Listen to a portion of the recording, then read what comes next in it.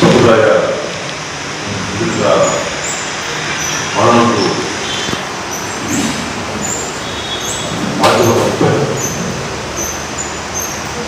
ಅವರ ಒಂದು ಇಂಧನ ಹೇಳಿಕೆಗಳನ್ನು ಖಂಡಿಸುವ ನಿಟ್ಟಿನಲ್ಲಿ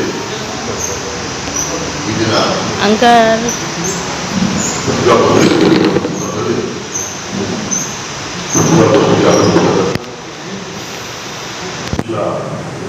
ಒಕ್ಕಲಿಗ ಸಂಘದ ಅಧ್ಯಕ್ಷರಾದ ಸನ್ಮಾನ್ಯ ದೇವೇಶ್ವರ ಅವರಿಗೆ ಸ್ವಾಗತ ಮಾಡ್ತಾರೆ.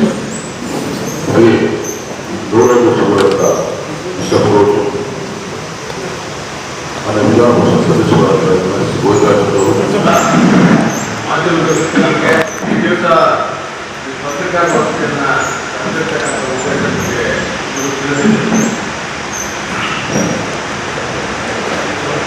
ನಮ್ಮ ರೈತ ಸಮುದಾಯ ಮತ್ತು ಒಕ್ಕಲಿಗ ಸಮುದಾಯ ಎಲ್ಲವೂ ಒಂದೇ. ಯಾರು ಒಕ್ಕಲುತನವನ್ನು ಮಾಡ್ತಾರೆ, ಯಾರು ದೇಶಕ್ಕೆ ಅನ್ನದಾತರಾಗಿದ್ದಾರೆ, ಯಾರು ದೇಶಕ್ಕೆ ಅನ್ನವನ್ನು ಕೊಡ್ತಾ ಇದ್ದಾರೆ, ಅವರೆಲ್ಲರೂ ಒಕ್ಕಲು ಸಮುದಾಯಕ್ಕೆ ಸೇರಿರ್ತಕ್ಕಂಥವರು. ಒಕ್ಕಲು ಸಮುದಾಯ ಅಂತ ಹೇಳಿದ್ರೆ ಅದೊಂದು ಜಾತಿಯಲ್ಲ, ಅದೊಂದು ಪರಂಪರೆ. ರೈತ ಮಕ್ಕಳು ಮತ್ತು ಒಕ್ಕಲಿಗರ ಸಮುದಾಯದವರು ಒಂದು ಪ್ರಕೃತಿ ಮೊಡಲಲ್ಲಿರ್ತಕ್ಕಂಥ ಮಕ್ಕಳು. ಅವರಿಗೆ ಯಾವುದೇ ವಿಧವಾದ ಹೆಚ್ಚಿನ ಒಂದು ಮೊದಲಿಗೆ ಅಭ್ಯಾಸ ಇಲ್ಲದೇ ಇದ್ರೂ ಸಹ, ಯಾವುದೇ ಗ್ರಂಥಗಳನ್ನು ಪಠಣ ಮಾಡದೇ ಇದ್ರೂ ಸಹ ಅವರು ಪ್ರಕೃತಿ ಮೊಡಲಿನಲ್ಲಿ ಹೋಗ್ತಾರೆ. ಪ್ರಕೃತಿಯನ್ನು ಆರಾಧಿಸಿಕೊಂಡು ದೇಶವನ್ನು ಕಾಪಾಡತಕ್ಕಂಥ ಪರಂಪರೆ ಅದು ನಮ್ಮ ಒಕ್ಕಲಿಗರ ಸಮಾಜ ಅಂತ ಹೇಳಿ. ಇದು ರೈತರಾಗ್ಬೋದು ಅಥವಾ ಒಕ್ಕಲಿಗರ ಸಮುದಾಯ ಆಗ್ಬೋದು, ಅನ್ನವನ್ನ ಕೊಡ್ತಕ್ಕಂಥ ಅನ್ನದಾತರಾಗಿರ್ತಕ್ಕಂಥದ್ದಲ್ಲದೆ ಸಮಾಜಕ್ಕೆ ಬಹಳಷ್ಟು ಕೊಡುಗೆಯನ್ನು ಕೊಟ್ಟಿರ್ತಕ್ಕಂಥವ್ರು. ರಾಜಕೀಯವಾಗಲಿ, ಸಾಹಿತ್ಯದಲ್ಲಾಗಲಿ, ಅಥವಾ ಆಧ್ಯಾತ್ಮಿಕವಾಗಲಿ, ಶೈಕ್ಷಣಿಕ ರಂಗದಲ್ಲಾಗಲಿ ಎಲ್ಲದರಲ್ಲೂ ಸಹ ಮಂಚೂಣಿಯಲ್ಲಿದ್ದು ಒಂದು ಭಾರತ ದೇಶದ ಒಂದು ಪ್ರಗತಿಗೆ ನಾವು ಒತ್ತನ್ನು ಕೊಟ್ಟಿರ್ತಕ್ಕಂಥ ಜನ.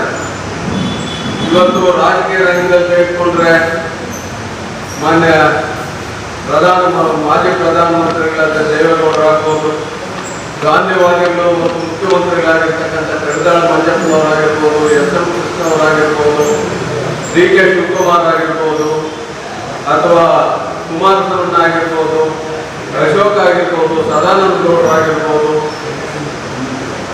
ಕೆಂಗಲ್ ಹನುಮಂತಯ್ಯ, ಇವತ್ತು ಇಡೀ ಭಾರತ ದೇಶದ ಒಂದು ವಿಧಾನಸಭೆಯನ್ನು ಕಟ್ಟಿರ್ತಕ್ಕಂಥವರು, ವಿಧಾನಸೌಧವನ್ನು ಕಟ್ಟಿರ್ತಕ್ಕಂಥವ್ರು. ಅವ್ರು ಇಲ್ಲೇ ಇದ್ದಿದ್ರೆ ಇವತ್ತು ಬೆಂಗಳೂರು ನಗರ ಆಗಿರ್ತಾರೆ. ಪೂರ್ಣಚಂದ್ರ ಸೇರಿಸಿರುವರು, ದೊಡ್ಡರಂಗೇಗೌಡರು, ಇವರನ್ನ ನಾವು ನೆನೆಸ್ಕೋಬೇಕಾಗ್ತದೆ. ಮತ್ತೆ ನ್ಯಾಯಾಂಗ ಕ್ಷೇತ್ರಕ್ಕೆ ಬಂದರೆ ಮಾನ್ಯ ಗೋಪಾಲ್ ಗೌಡರು, ವೆಂಕಟಾಚಲ ಅವರು ಲೋಕಾಯುಕ್ತ ಯಾರು ಅನ್ನೋದೇ ಗೊತ್ತಿರಲಿಲ್ಲ ದೇಶದಲ್ಲಿ. ಇಡೀ ದೇಶಕ್ಕೆ ಲೋಕಾಯುಕ್ತ ಇದೆ ಅಂತ ದಿಟ್ಟತನದಿಂದ ತೋರಿಸ್ಕೊಂಡು ಸುಪ್ರೀಂ ಕೋರ್ಟ್ ನ್ಯಾಯಾಧೀಶರಾಗಿರ್ತಕ್ಕಂಥವ್ರು. ಮತ್ತೆ ಮಾನ್ಯ ಆರ್ ಎನ್ ಬೈರಾರೆಡ್ಡಿ ಅವರು ಅಡ್ವೊಕೇಟ್ ಜನರಲ್ ಆಗಿರ್ತಕ್ಕಂಥವ್ರು, ಅವರು ದಿಟ್ಟತನದಿಂದ ಎದುರಿಸ್ಕೊಂಡು ಬಂದಿರ್ತಕ್ಕಂಥವ್ರು. ಮತ್ತೆ ನಾಗಮೋಹನ್ ದಾಸ್ ಆಗಿರ್ಬೋದು, ವೇಣುಗೋಪಾಲ್ ಗೌಡರಾಗಿರ್ಬೋದು, ಈ ನಮ್ಮ ಇನ್ನೂ ಹೆಚ್ಚಿನ ರೀತಿ ನ್ಯಾಯಾಂಗದಲ್ಲಿ ಬಹಳಷ್ಟು ನಮ್ಮ ಕೋಲಾರ ಜನರ ನ್ಯಾಯಾಂಗದಲ್ಲಿ ವಕೀಲರಾಗಿ ಸೇವೆ ಸಲ್ಲಿಸಿರ್ತಕ್ಕಂಥವ್ರು. ಮತ್ತೆ ಆಧ್ಯಾತ್ಮಿಕವಾಗಿ ಬಂದರೆ ಇವತ್ತು ಶ್ರೀ ಶ್ರೀ ಶ್ರೀ ಬಾಲಗಂಗಾಧರನಾಥ ಸ್ವಾಮೀಜಿಯವರು ಮತ್ತೆ ನಿರ್ಮಲಾನಂದ ಸ್ವಾಮೀಜಿಯವರು ಅವರು ಆಧ್ಯಾತ್ಮಿಕವಲ್ಲದೆ ಶೈಕ್ಷಣಿಕವಾಗಿ ಬಹಳಷ್ಟು ಕೊಡುಗೆಯನ್ನು ಕೊಟ್ಟಿರ್ತಕ್ಕಂಥವರು ಸಮಾಜದಲ್ಲಿ. ಮತ್ತೆ ಎಂ.ಎಚ್. ಮರಿಯಗೌಡರನ್ನ ನಾವು ಕಳ್ಕೋಬೇಕಾಗ್ತದೆ. ಆರ್ಕಿಟೆಕ್ಚರ್ ಏನು ಇವತ್ತು ಯಾವಾಗಲೂ ತೋಟಗಾರಿಕೆ ಏನೂ ನಿಲ್ಲದೆ ಇದ್ದ ಸಮಯದಲ್ಲಿ ಅಂಥವರು ತೋಟಗಾರಿಕೆ ಬಗ್ಗೆ ತೋರಿಸ್ಕೊಟ್ಟಿರ್ತಕ್ಕಂಥವ್ರು. ಅವರ ಇವರು ನಮ್ಮ ಒಂದೇಗೌಡ ಚೀಫ್ ಜಸ್ಟಿಸ್ ಆಫ್ ಕರ್ನಾಟಕ ಆಗಿರ್ತಕ್ಕಂಥವ್ರು. ಇಂತಹ ಒಂದು ಪರಂಪರೆಯನ್ನು ಹೊಂದಿರ್ತಕ್ಕಂಥವ್ರು. ಮತ್ತೆ ಅಗ್ರಿಕಲ್ಚರ್ ಅಲ್ಲಿ ಬರ್ಬೇಕಾದ್ರೆ ಇವತ್ತು ಅಗ್ರಿಕಲ್ಚರ್ ಯೂನಿವರ್ಸಿಟಿ ಆಗ್ಬೇಕಾದ್ರೆ ಮೊನ್ನೆ ಜಿ ನಾರಾಯಣ ಗೌಡ ಕೊಡುಗೆ ಬಹಳ ಇದೆ.